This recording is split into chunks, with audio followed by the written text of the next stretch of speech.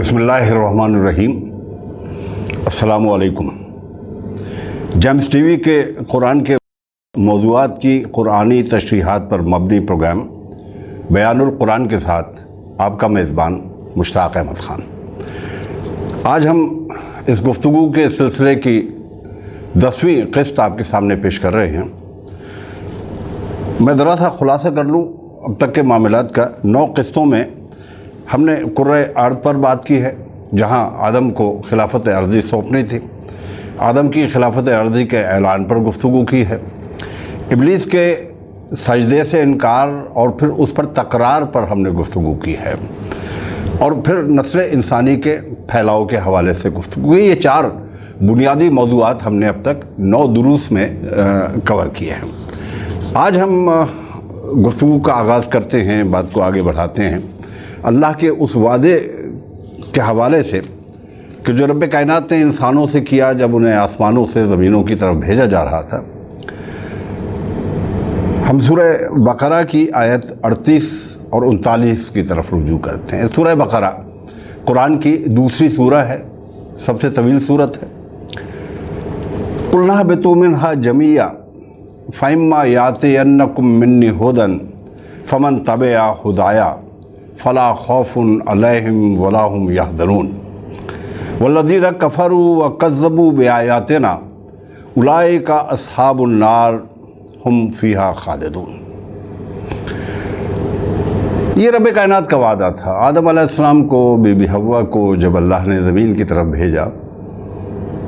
और मैं फिर इसका इआदा कर दूं कि आदम की ज़मीन की तरफ भेजा जाना आदम की कोई सज़ा नहीं है। वो जो आदम से एक ख़ता सरज़द हुई, या यूँ कह लीजिए कि एक भूल हुई, जिसका हमने ज़िक्र उस गुफ्तगू में किया जो आदम और इब्लीस की कशमकश के हवाले से हमने आपसे की है, वो मामला ख़त्म हो गया। आदम अलैहिस्सलाम ने तौबा की, फतह बाइला, अल्लाह ने कबूल कर ली, वो चैप्टर क्लोज हो गया। अब ये बाइबल में, अनाजील में वो जो चीज़ें दाखिल की गई हैं, उनसे 2 तासुरात उभरते हैं, और उन दोनों की कुरान नफ़ी करता है। एक तो ये कि आदम और इब्लीस की कशमकश में गिल्टी करार देता है बाइबल और तौरात के वो जो उनमें इजाफे किए गए हैं। कुरान इस मामले को बिल्कुल सीधे कहता है कि इब्लीस ने उन दोनों को बैक वक्त मुखातिब किया। दूसरा, ये तहरीफ़ात की गई कि आदम को ज़मीन पर सज़ा के तौर पे उतारा गया है। और नसरानियत तो इस तहरीफ़ में इतनी आगे बढ़ी कि फिर उन्होंने कहा कि आदम के उस गलती के कफ़ारे के लिए अल्लाह ने अपने बेटे नऊज़ु बिल्लाह मिन ज़ालिक ईसा अलैहिस्सलाम को मसलूब किया। कुरान इसकी नफ़ी करता है। कुरान कहता है कुल नहबितू मिन्हा जमीआ। ये मकसद तख्लीक़ था आदम का कि उसे ज़मीन पर भेजा जाए, उसे आज़माया जाए, और इसी के लिए उसको पैदा किया गया था। वइज़ क़ाला रब्बुका लिल मलाइकति इन्नी जाइलुन फ़िल अर्ज़ि खलीफ़ा। मकसद तख्लीक़ ही ये था, ये सज़ा नहीं है। अच्छा, अब जब मकसद तख्लीक़ को पूरा करने के लिए भेजा जा रहा है तो रब कायनात वार्न करते हैं आदम अलैहिस्सलाम को, उनकी ज़ौजा को, फ़इम्मा यातियन्नकुम मिन्नी हुदन फ़मन तबिअ हुदाया।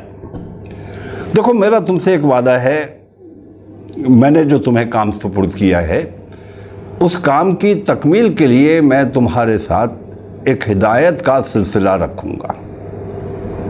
अब हिदायत के 2 हिस्से हैं, 2 सूरतें हैं। एक वही इलाही और एक वो अफराद के जिन पर वही इलाही नाजिल होती रही। आदम अलैहिस्सलाम अल्लाह की ज़मीन पर पहले खलीफा हैं, पहले नबी हैं, पहले हामिल वही हैं, पहली हिदायत आप ही को दी गई है।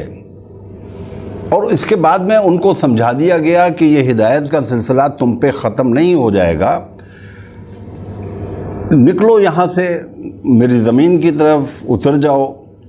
فَإِمَّا يَأْتِيَنَّكُم مِّنِّي هُدًى فَمَن تَبِعَ هُدَايَا، پھر میری طرف سے کوئی ہدایت تمہارے تک پہنچے تو جو لوگ میری اس ہدایت کی پیروی کریں گے فَلَا خَوْفٌ عَلَيْهِمْ وَلَا هُمْ يَحْزَنُونَ، ان کے لیے کسی خوف کا مرحلہ نہیں ہوگا، کسی حزن کا، کسی ملال کا کوئی معاملہ نہیں ہوگا۔ اب ایک بات کو ذرا سا اچھی طرح سے ذہن نشین کر لیجئے،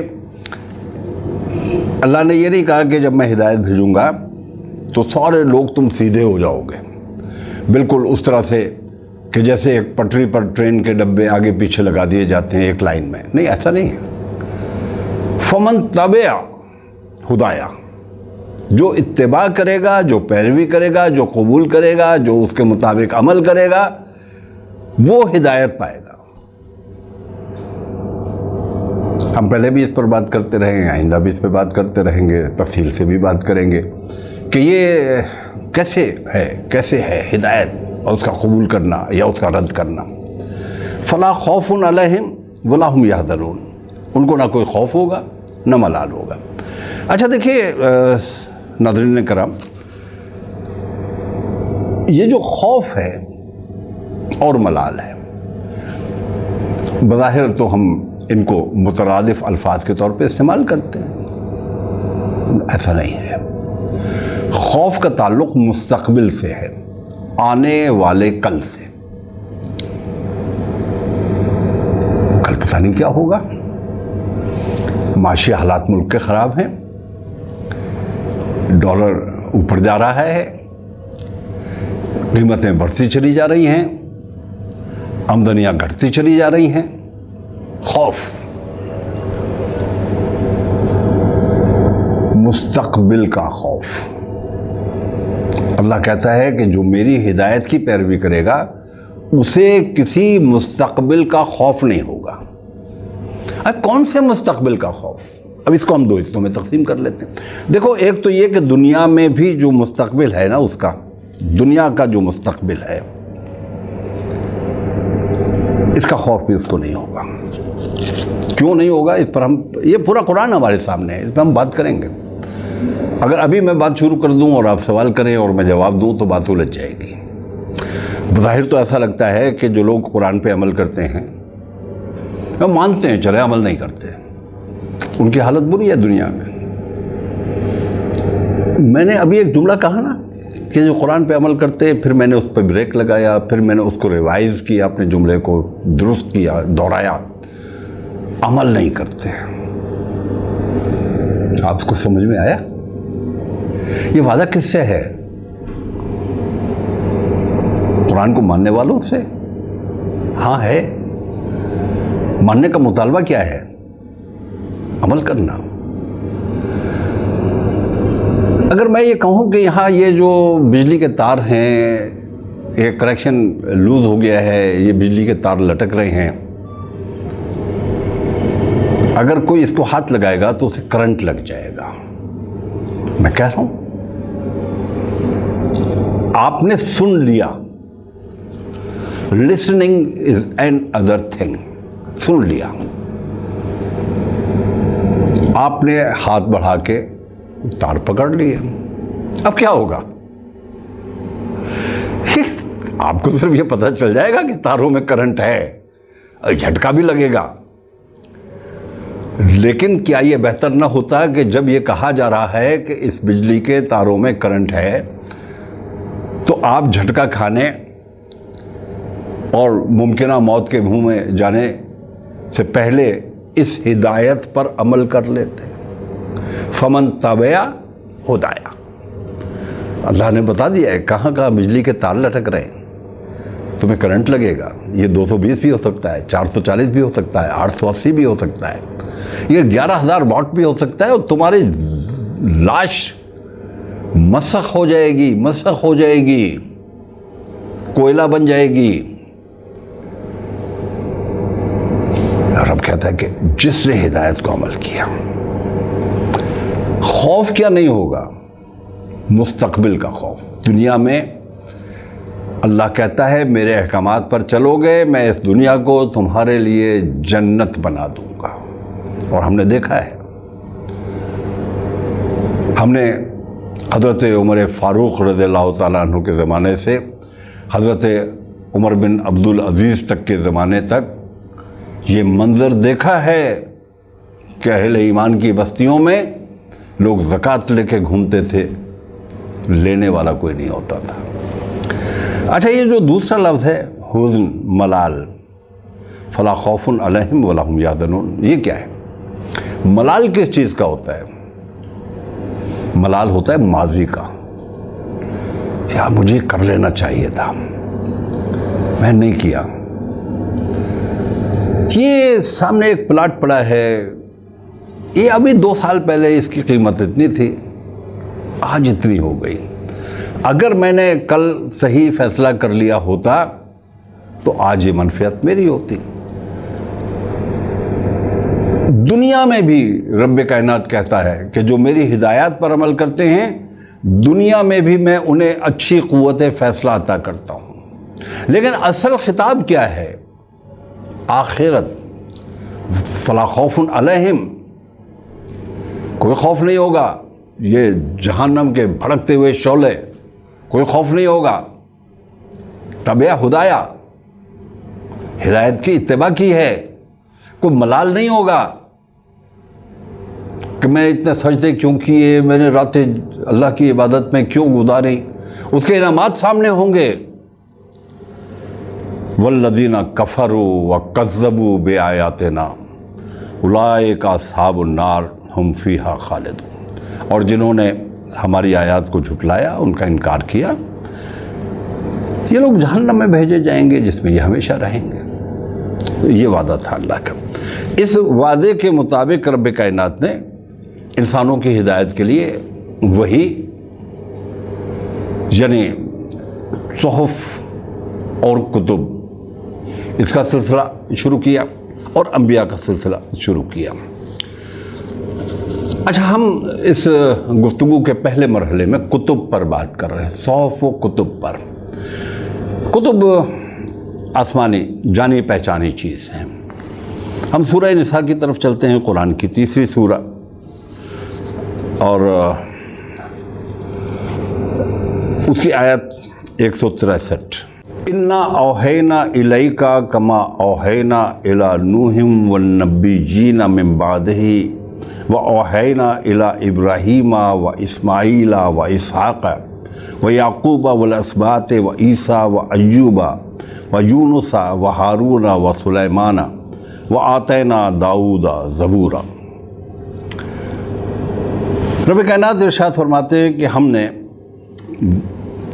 اے نبی صلی اللہ علیہ وسلم، آپ کو مخاطب کر کے فرماتے ہیں، آپ کو مخاطب کر کے اس لیے فرماتے ہیں کہ مشرکین مکہ بھی ہیں، یہود بھی ہیں، نصارہ بھی ہیں، انکار کر رہے ہیں آپ کی رسالت کا بھی اور کتاب کا بھی۔ اے نبی، ہم نے تمہاری طرف اسی طرح وحی بھیجی ہے جس طرح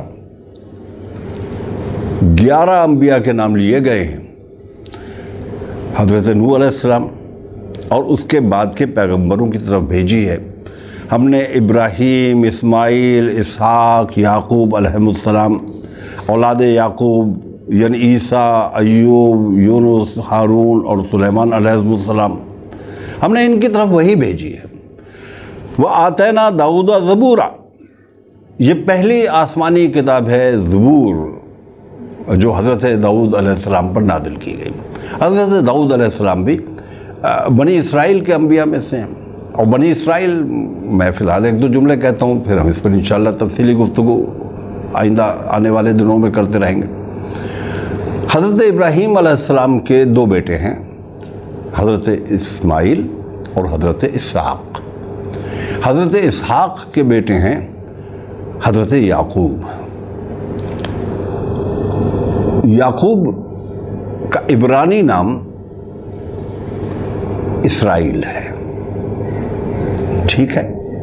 تو حضرت یعقوب کی اولاد بنی اسرائیل کہلاتی ہے۔ ویسے تو وہ حضرت یعقوب کی جو اولاد ہے وہ حضرت اسحاق کی اولاد ہے اور حضرت ابراہیم کی اولاد ہے، لیکن جہاں سے حضرت اسحاق کی اولادوں میں سے حضرت یعقوب، ان سے جو سلسلہ چلتا ہے نبوت و رسالت کا، اسے بنی اسرائیل کا سلسلہ رسالت کہا جاتا ہے۔ کہا جاتا ہے کہ کوئی 70,000 انبیاء کرام علیہم السلام اللہ نے بنی اسرائیل میں مبعوث فرمائے۔ ہم نے آتینا داؤد الزبور، ہم نے داؤد کو زبور عطا کی۔ یہ زبور کیا ہے؟ زبور دراصل نغمات ہیں، مزامیر زبور، لیرکس۔ یہ زبور اب کہیں الگ سے نہیں پائی جاتے۔ دو خصوصیات ہیں۔ حضرت داؤد علیہ السلام کا لحن، یعنی ان کی آواز، لحن داؤدی مشہور ہے۔ کہا جاتا ہے کہ جب حضرت داؤد علیہ السلام اپنے مزامیر کو سنایا کرتے تھے، گایا کرتے تھے، بلند آواز میں دہرایا کرتے تھے، تو اڑتے ہوئے طیور ان کے سر پر طواف کیا کرتے تھے۔ آج بھی لحن داؤدی مشہور ہے۔ تو رب کائنات کا ارشاد ہے کہ ہم نے داؤد کو زبور عطا کی۔ حضرت عیسیٰ کو رب کائنات نے انجیل عطا کی۔ بائبل میں امثال سلیمان علیہ السلام کا ذکر ہے۔ بائبل میں 17 بنی اسرائیل کے انبیاء کا ذکر ہے کہ جنہیں رب کائنات نے صحائف عطا فرمائے، جن میں یسیاہ، یرمیہ، حزقیل اور آموز کے صحائف مشہور ہیں۔ حضرت موسیٰ علیہ السلام سے گفتگو، اس کا ذکر خروج 11 باب 33ویں آیت، اور خروج میں لکھا ہے کہ خداوند خدا روبرو ہو کر موسیٰ سے ایسے بات کرتا ہے جیسے کوئی شخص اپنے دوست سے بات کرتا ہے۔ قرآن میں اس کی تفصیل سورہ نساء میں پائی جاتی ہے۔ سورہ نساء قرآن کی 34 سورت ہے۔ اس کی 164ویں آیت 164، وَرُسُلًا قَدْ قَصَصْنَاهُمْ عَلَيْكَ مِنْ قَبْلُ وَرُسُلًا لَمْ نَقْصُصْهُمْ عَلَيْكَ وَكَلَّمَ اللَّهُ مُوسَىٰ تَكْلِيمًا۔ ہم نے ان رسولوں پر بھی وحی نازل کی جن کا ذکر ہم اس سے پہلے کر چکے ہیں، وَكَلَّمَ اللَّهُ مُوسَىٰ تَكْلِيمًا، اور ہم نے موسیٰ سے گفتگو کی جیسا کہ گفتگو کی جاتی ہے۔ موسیٰ کلیم اللہ کہلاتے ہیں۔ روبرو گفتگو ایک سے زیادہ مواقع پر رب کائنات سے حضرت موسیٰ علیہ السلام نے۔ اچھا دیکھیے، یہ میں آپ سے مؤدبانہ ایک گزارش کرتا ہوں۔ مختلف انبیاء کرام علیہم السلام کو رب کائنات نے مختلف معجزات بھی عطا کیے ہیں، اور ان کی یعنی ان کو ہم ایک دوسرے سے کمپیئر نہیں کر سکتے۔ یہ ہمارا مقام نہیں ہے، یہ ہماری بساط نہیں ہے۔ حضرت موسیٰ علیہ السلام کو رب کائنات نے جب وہ واپس آ رہے تھے مدین سے اور ان کو بھیجا گیا تھا، اذهب الى فرعون انه طغى، تو راستے میں موسیٰ علیہ السلام کو رب کائنات نے مخاطب کیا۔ رب کائنات نے موسیٰ علیہ السلام کو طور پہ مخاطب کیا۔ حضرت عیسیٰ علیہ السلام کو رب کائنات نے معجزہ عطا فرمایا کہ وہ مادرزاد کوڑھی کو، مادرزاد اندھے کو ٹھیک کر دیتے تھے۔ اور نبی علیہ السلام کو رب کائنات نے معجزہ عطا فرمایا معراج کا۔ لیکن یقیناً یہ رب کائنات کی عطا ہے۔ ایک اور جملہ، کوئی بھی معجزہ کسی نبی کا ذاتی وصف نہیں ہے، رب کائنات کی عطا ہے۔ میں پھر عرض کرتا ہوں، یہ وہ موضوعات ہیں کہ جو آئندہ ہمارے گفتگو میں آتے رہیں گے اور ہم ان پر بات کرتے رہیں گے اور اپنے اشکال کو ان پہ درست کرتے رہیں گے۔ ہم رجوع کرتے ہیں سورہ آل عمران کی طرف۔ یہ قرآن کی تیسری صورت ہے۔ اس کی آیات 3 اور 4 اس وقت پیش نظر ہیں۔ نزل علیک الکتاب بالحق مصدقا لما بین یدیہ وانزل التوراۃ والانجیل من قبل ھدی للناس وانزل الفرقان ان الذین کفروا بآیات اللہ لہم عذاب شدید واللہ عزیز ذو انتقام۔ یہ آیت مبارکہ اشارہ کرتی ہے اس طرف کہ یہ قرآن اسی رب کی طرف سے نازل کی گئی ہے کہ جو اس سے پہلے انسانوں کی ہدایت کے لیے تورات اور انجیل نازل کر چکا ہے۔ تورات دراصل وہ احکامات ہیں جو 40 سال میں حضرت موسیٰ علیہ السلام پر نازل ہوئے۔ ان میں سے 10 احکام تو وہ ہیں کہ جو پتھر کی سلوں پر کندہ کر کے نازل کیے گئے، 2 پتھر کی سلیں بتائی جاتی ہیں کہ جن پر 10 احکام، یہ معروف 10 احکام ہیں۔ بقیہ احکام کی 12 نقلیں 12 قبیلوں کو فراہم کی گئیں۔ آپ جانتے ہیں کہ حضرت موسیٰ علیہ السلام کی قوم کے بنی اسرائیل کے 12 قبیلے تھے، ہر قبیلے کو ایک نقل فراہم کر دی گئی۔ ایک نقل بنی لاوی نامی قبیلے کو سپرد کی گئی کہ وہ اسے بنی اسرائیل کے تمام قبیلوں کے لیے ایک یوں کہہ لیجئے کہ ماسٹر کاپی کے طور پر محفوظ رکھی۔ اسی کا نام تورات ہے۔ یہ تورات بیت المقدس کی پہلی تباہی تک محفوظ تھی۔ جب بخت نصر نے یروشلم فتح کیا اور ہیکل سلیمانی سمیت شہر کی اینٹ سے اینٹ بجا دی تو بنی اسرائیل نے تورات گم کر دی۔ یہ تورات بخت نصر کی یروشلم کی فتح کے موقع پر غائب ہو گئی، منظر سے غائب ہو گئی، ماسٹر کاپی بھی غائب ہو گئی، قبیلوں کی کاپیاں بھی غائب ہو گئی۔ جب عزیر علیہ السلام کے زمانے میں بنی اسرائیل بابل کی اسیری کے بعد یروشلم واپس آئے اور بیت المقدس دوبارہ تعمیر ہوا تو عزیر نے، کہ جنہیں عبرانی میں عزرا کہا جاتا ہے، چند بزرگوں کی مدد سے تورات دوبارہ مرتب کی۔ یہی تورات اب بائبل کی 17 کتابوں کی صورت میں موجود ہے۔ اس میں 4 باب یعنی خروج، اخبار، گنتی اور استثناء یہ حضرت موسیٰ علیہ السلام کی سیرت ہے۔ یعنی آپ یہ دیکھیں کہ اگر آپ فرق کرنا چاہیں، قرآن میں کوئی چیز اللہ کی اس وحی کے علاوہ نہیں ہے کہ جو اہل ایمان کی ہدایت کے لیے، اہل دنیا کی ہدایت کے لیے رب کائنات نے نازل کی تھی۔ سیرت محمدی صلی اللہ علیہ وسلم ایک مکمل الگ طریقہ کار کے مطابق محفوظ کی گئی ہے۔ اسی طرح اناجیل جو ہیں، 4 اناجیل مشہور ہیں، متی، مرقس، لوقا اور یوحنا۔ یہ حضرت عیسیٰ علیہ السلام کے الہامی خطابات ہیں۔ آج جو اناجیل کے نام سے کتابیں موجود ہیں یہ انجیل نہیں ہیں۔ انجیل اس میں گم ہے، اسی طرح جس طرح تورات میں حضرت موسیٰ علیہ السلام کی ہدایات گم ہیں، وہ الگ سے موجود نہیں ہیں، محفوظ نہیں ہیں۔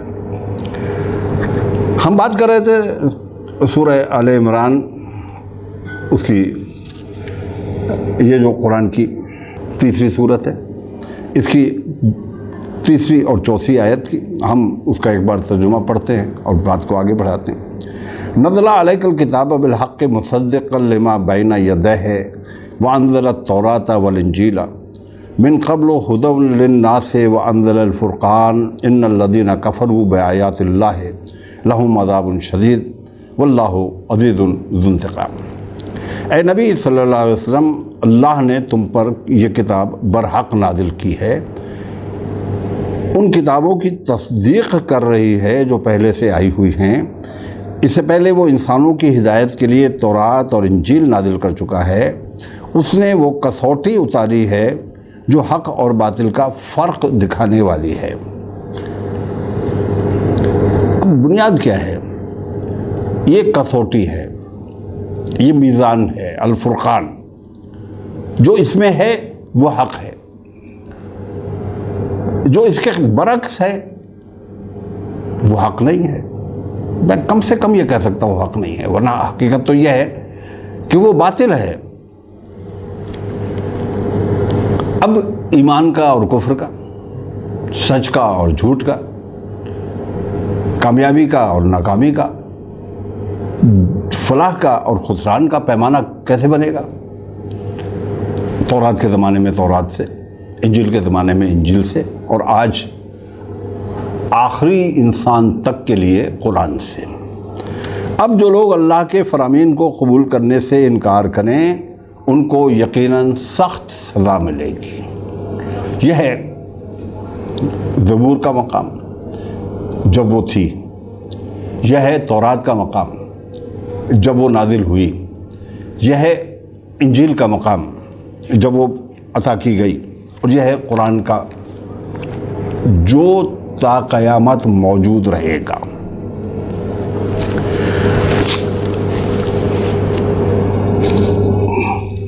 پھر ایک بات بذرا سا مطالبہ ہے ہم کلام ہونے منتخب کیا، شکر کا مطالبہ ہے اہل ایمان سے، شکر کا اور ہدایت کا اور اس پر عمل کا۔ سورہ اعراف قرآن کی 7ویں سورہ ہے، اس کی چند آیات پر ہم بات کرتے ہیں، 2 آیات پر بات کرتے ہیں، 144 سے 145۔ قال یا موسیٰ ان اصطفیتک علی الناس برسالاتی و بکلامی فخذ ما آتیتک وکن من الشاکرین وکتبنا له فی الالواح من کل شیء موعظۃ وتفصیلا لکل شیء فخذها بقوۃ وامر قومک یاخذوا باحسنها ساوریکم دار الفاسقین۔ اے موسیٰ، میں نے تمام لوگوں پر ترجیح دے کر تمہیں منتخب کیا۔ یعنی یہ خود ایک بڑا مقام ہے نا، لاکھوں لوگ، کروڑوں لوگ جو ایک وقت زمین پر موجود ہوتے ہیں، تو رب کائنات نے ان میں سے جس کو منتخب کیا 1,24,000 انبیاء کرام علیہم السلام، میری پیغمبری کرے اور مجھ سے ہم کلام ہو، میرا پیغام لوگوں تک پہنچائے، مجھ سے گفتگو کرے، مجھ سے ہدایات لے۔ رب کائنات کا ارشاد ہے جو کچھ میں تجھے دوں اسے لے اور شکر بجا لا۔ یہ جو کچھ مجھے دوں بظاہر تو ایسا لگتا ہے کہ الہامی کتاب کی تعلیمات ہیں، اور ہے پہلے مرحلے میں ایسا ہی ہے، لیکن اس حوالے سے میں آپ کو یاد دلاؤں کہ رب کائنات نے جو کچھ آدم علیہ السلام کو دیا ہے وہ نسلاً بعد نسلاً آدم علیہ السلام کی اولاد میں منتقل ہوتا چلا جا رہا ہے۔ وہی تمام علوم ہیں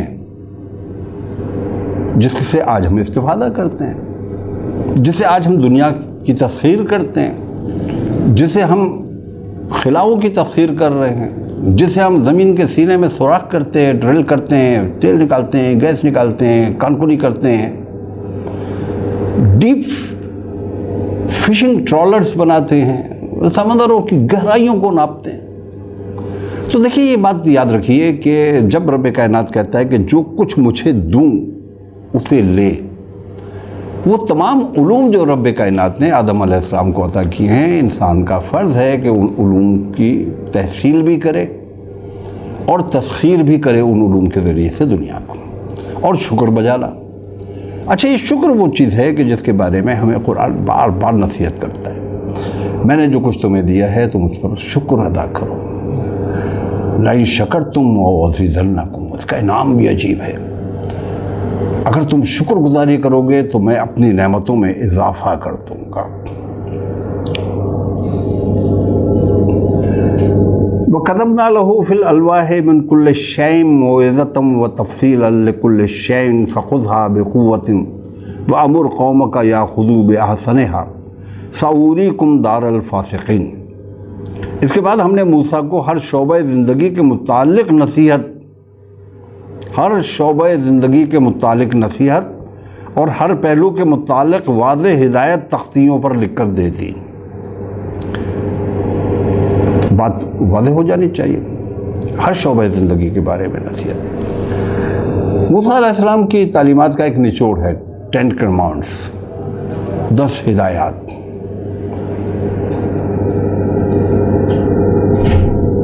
انسان کی یہاں پر رب کائنات کا کہنا ہے ہر شعبہ زندگی کے بارے میں۔ قرآن بھی یہی کرتا ہے۔ کون سا شعبہ زندگی ہے جس کے بارے میں انسان کو نصیحت نہیں کرتا؟ والدین کے حقوق، اولاد کے حقوق، دوستوں کے حقوق، معاشرے کے حقوق، تجارت کے حقوق، پڑوس کے حقوق، ہر پہلو کے متعلق واضح ہدایت تختیوں پر لکھ کر دے دی، اور اس سے کہا ان ہدایات کو مضبوط ہاتھوں سے تھام اور اپنی قوم کو حکم دے کہ ان کے بہتر مفہوم کی پیروی کریں۔ کہ قوم کو حکم دے کہ اپنے بہتر مفہوم کی پیروی کریں، یہ کار انبیاء ہے۔ یہ دعوت کو پھیلانے کا کام ہے، یہ دعوت کو پہنچانے کا کام ہے، یہ برائی کو جڑ سے اکھاڑنے اور برائی کو بھلائی سے تبدیل کرنے کا کام ہے۔ دیکھیے، تورات ہو، بائبل ہو، قرآن ہو، اور اس سے پہلے زبور ہو، ان کی ہدایات کسی ایک فرد خاص کے لیے نہیں ہے۔ زبور یہ نہیں کہتی کہ اے داؤد بس تم ٹھیک ہو جاؤ۔ تورات یہ نہیں کہتی کہ موسیٰ تم اور ہارون بس تم ٹھیک ہو جاؤ۔ انجیل یہ نہیں کہتی کہ اے عیسیٰ تم اور تمہاری ماں۔ قرآن یہ نہیں کہتا کہ اے محمد تم اور تمہارے اہل خانہ۔